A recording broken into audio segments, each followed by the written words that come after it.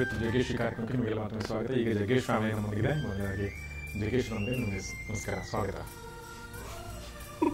Sir. ನಮಸ್ಕಾರ.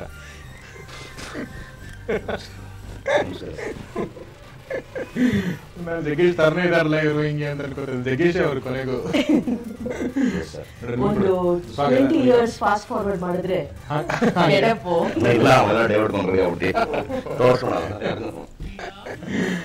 Okay.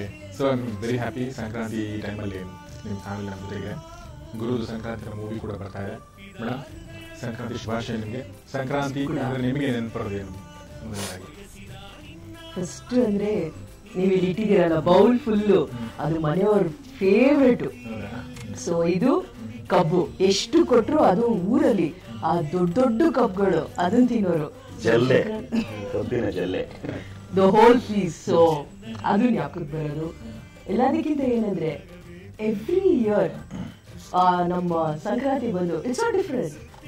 ಒಂದು ವರ್ಷಕ್ಕಿಂತ ಇನ್ನೊಂದು ವರ್ಷ ಎಷ್ಟು ಒಂಥರ ನೋಡಿದ್ರಲ್ಲ. ಸೊ ಇಂಥವ್ರ ಜೊತೆ 365 days ಬದುಕಬೇಕು ಅಂದ್ರೆ every day is an adventure. So very different. And first ಹಬ್ಬ, ನಮ್ಮ ಹಬ್ಬ ಸ್ಟಾರ್ಟ್ ಆಗುವಾಗ ಹಿಂದಿನ ವರ್ಷ ಮೆಲ್ಕ್ ಹಾಕಿದ್ರೆ ಅಷ್ಟು ಅಡ್ವೆಂಚರ್ ಆಗಿರುತ್ತೆ. ಡೈಲಿ ಒಂದಿರುತ್ತೆ. ಓ ಖಂಡಿತವಾಗ್ಲು.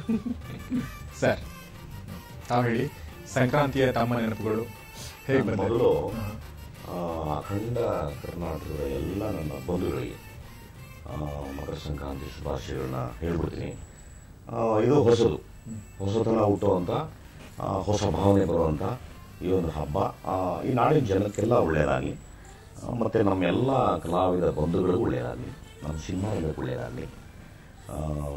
ವಿಶೇಷವಾಗಿ ನಾನು ಬೇಡ್ಕೊಳ್ತೀನಿ, ಸಿನಿಮಾ ರಂಗಕ್ಕೆ ಒಳ್ಳೆಯದಾಗಬೇಕು. ಅದು ಹಿಂದಿನ ಅರ್ಥ ನಿಮ್ಮೆಲ್ಲರಿಗೂ ಗೊತ್ತಾಗ್ಬೋದು ಅಂತ ಕಾಣಿಸ್ತದೆ. ಪ್ರೀತಿ ವಿಶ್ವಾಸದಿಂದ ಬೆಳಿಬೇಕು. ಇದು ತಮ್ಮ ಪ್ರಶ್ನೆಗೆ ನಮ್ಮ ಉತ್ತರ. ಓಕೆ, ನೀವು ಹೇಳ್ತಾ ಇದ್ರೆ ಕೇಳ್ತಾ ಇರ್ತೀನಿ. ಏನು ಕೇಳ್ಬೇಕು ಅನ್ಸಲ್ಲ ನನಗೆ. ಸಂಕ್ರಾಂತಿ ಹಬ್ಬ ಅಂದ್ರೆ ನಿಮ್ಗೆ ಏನೇನು ಬರುತ್ತೆ? ಈಗ ಅವ್ರು ಹೇಳಿದ್ರು ನೀವು ಕಬ್ಬಿನ ಜಲೆ ತಿನ್ನೋದು, ಆಮೇಲೆ ಇದನ್ನು ಈ ಕಾಳು ಕಡ್ಡಿ ಎಲ್ಲ ತಿನ್ನೋದು ಅಂತ ಹೇಳ್ತಿದ್ರು. ಸಂಕ್ರಾಂತಿ ಬಂದು ಬಹಳ ಒಂದು ವಿಶೇಷವಾದಂಥ ಅರ್ಥ ನಮ್ಮ ಒಂದು ಹಿಂದೂ ಸಂಸ್ಕೃತಿಯಲ್ಲಿದೆ.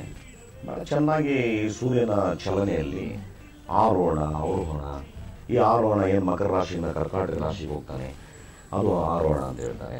ಮತ್ತು ಕರ್ಕಾಟಕದಿಂದ ತಿರ್ಗಾ ವಾಪಸ್ ಮಕರಕ್ಕೆ ಬರೋವರೆಗೂ ಅವರೋಹಣ ಅಂದರೆ ಇದು ಸೈಂಟಿಫಿಕ್ ಆಗಿ ಎಷ್ಟು ಬ್ಯೂಟಿಫುಲ್ ಆಗಿ ನಮ್ಮ ಹಿಂದಿನ ತಲೆಮಾರು ಮಾಡಿದ್ದಾರೆ ಅಂತ ಇದನ್ನ ತಿಳ್ಕೊಳ್ಳೋಕ್ಕೆ ಒಂದು ಖುಷಿ ಆಗುತ್ತೆ.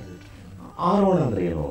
ಸೂರ್ಯ ಚೆನ್ನಾಗಿ ದಗ ಅಂತ ಬರೋದು, ಬಿಸಿಲು ಚೆನ್ನಾಗಿರೋದು, ಆ ಸಮಯದಲ್ಲಿ ಎಲ್ಲ ಬೆಳಕೆಲ್ಲ ಚೆನ್ನಾಗಿರುತ್ತೆ. ಅವರೋಣ ಅಂದಿದ ತಕ್ಷಣ ಜೂನ್ ಬರುತ್ತೆ ನೋಡಿ, ಮಳೆಗಳ ಆರಂಭ ಆಗ್ಬಿಡುತ್ತೆ, ಸೂರ್ಯ ಮೋಡದ ಮಳೆನಲ್ಲಿ ಹೊರಟೋಗ್ತಾನೆ.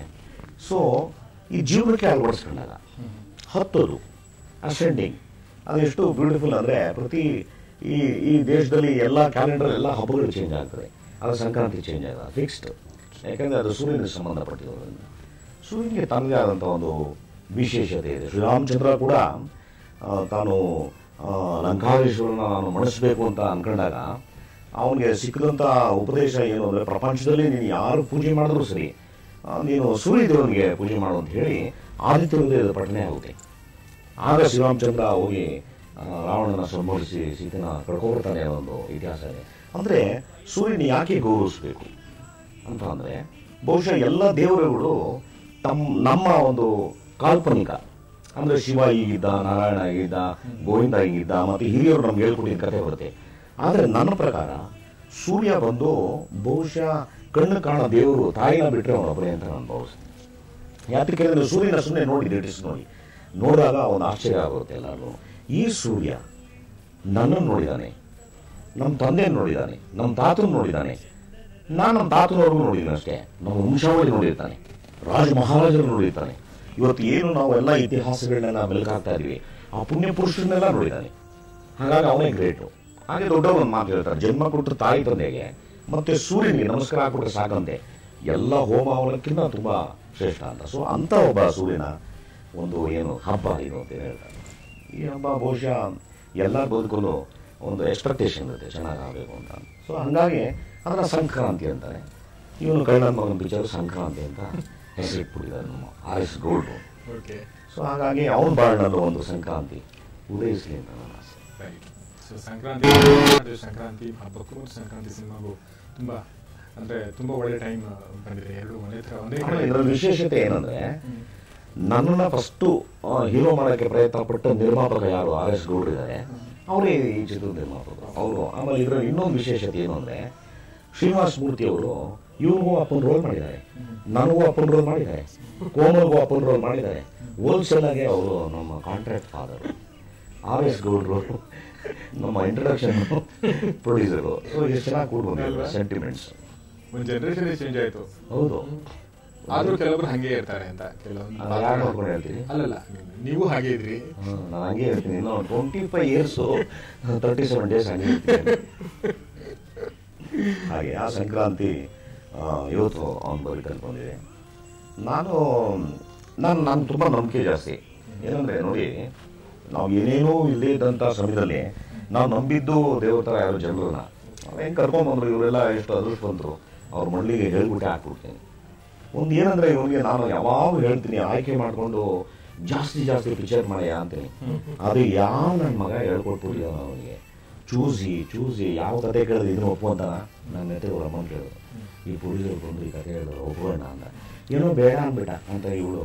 ನಾವು ಈಗ ಮಾತಾಡ್ತಿದ್ವಿ, ಅವ್ರು ಲೋ ಬಗ್ಗೆ ಮಾತಾಡ್ತಾ ಇದ್ದಾಗ ಯಾರು ಇವಳು ಗುರು ಅಂತ ಅಲ್ಲ ಅದೇನೇ ಕೇಳ್ತಾ ಇದೆ. ಆ ಹುಡುಗಿ ಜೊತೆ ರೊಮ್ಯಾಂಟಿಕ್ ಆಗಿ ಮಾಡಿದಾರಲ್ಲ, ಎಸ್ಕೇಪ್ ಆಗ್ಬಿಡ್ತಾನೆ.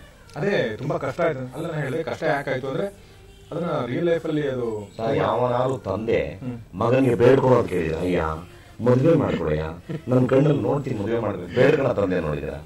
ನಾನು ಬೇಡ್ಕೊಂಡು ಸುಮ್ಮನೆ ಆಗ್ಬಿಟ್ಟ. ಅವನು ಭಾಳ ಸುಮ್ಮನಿಸ್ಬಿಟ್ಟಿದ್ದ. ನನಗೆ ನಮ್ಮಪ್ಪ ಏನಾದ್ರು ಆ ಥರ ಕೇಳ್ಕೊಂಡಿದ್ದ ಕಾಂಪೌಂಡಲ್ಲಿ ಜಂಪ್ ಹೊಡೆದ ಓಕೆ ಆಗ್ಬಿಡ್ತೀನಿ. ಅವನು ಅಲ್ಲೇ ಇಲ್ಲಿ ಅವ್ರ ಅನ್ನಕ್ಕಿಂತ ಮುಂಚೆ ಮದುವೆ ಆಗಿಬಿಟ್ಟಿದ್ರು. ಹೌದು, ನಾನು ಇವನ ವಯಸ್ಸಲ್ಲಿ ಇವನು ನನಗೆ ಮಗನಾಗ್ಬಿಟ್ಟಿದ್ದ. ನೋಡಿ ಸರ್ ಏನಾಗೆ. ಓಕೆ, ತುಂಬ ಮಾತಾಡಿದ. ಆದರೆ ಒಂದು ಬ್ರೇಕ್ ತೊಗೊಳ್ಳೋ ಸಮಯ ಆಗಿದೆ ನಮಗೆ. ಅದೇ ಗುರು, ನಾನು ನಿಮ್ಗೆ ಆ ಪ್ರಶ್ನೆ ಕೇಳಬೇಕಂದ್ರೆ ಅದೇ ಆ ಪ್ರೀತಿ ಕಷ್ಟ ನನಗೆ ಅಂತ ಹೇಳ್ತಾ ಇದ್ರು. ಒಂದು ರಿಯಲ್ ಲೈಫ್ ಲವ್ ಮಾಡಿ ಸರಿಯಾಗುತ್ತೆ ಅಂತ ಹೇಳ್ತಾ ಇದ್ದೆ ಸರ್. ಇವಾಗ ಅದಕ್ಕೆ ಉದಾಹರಣೆ ನಾನು ಹೇಳ್ಬಿಡ್ಲ ಸರ್. ಪ್ರಾಕ್ಟಿಕಲ್ ಅನುಭವ ಇರೋರು ಚೆನ್ನಾಗಿ ಎಕ್ಸಾಮ್ ಬರೀತಾರೆ ಸರ್. ಹಾಗಾಗಿ ಪ್ರಾಕ್ಟಿಕಲ್ ಅನುಭವ ಇಲ್ಲದೆ ಹೋದ್ರೆ ಎಲ್ಲಿಂದ ಅನುಭವ? ಬಟ್ ಅದರಲ್ಲಿ ನಿಮ್ಮ ಒಂದು ಹೊಣೆಗಾರಿಕೆ ಇದೆ ಸರ್. ಏನು ನೀವು ಹೆಂಗೆ ಹೆಲ್ಪ್ ಮಾಡ್ತಾ ಕೊಡ್ಬೇಕು ಅಲ್ಲ ನಾನು ಅದ್ರ ಬಗ್ಗೆ ಕೇಳೋದಿದೆ. ಸೊ ನಾವು ಈ ಜಗ್ಗೇಶ್ ಫ್ಯಾಮಿಲಿ ಜೊತೆಗೆ ಸಂಕ್ರಾಂತಿ ಹಬ್ಬ ಸುಮಾರು ಮುಂದುವರ್ಸೋಣ. ಚಿಕ್ಕದೊಂದು ಬೇಕು ಅಂತ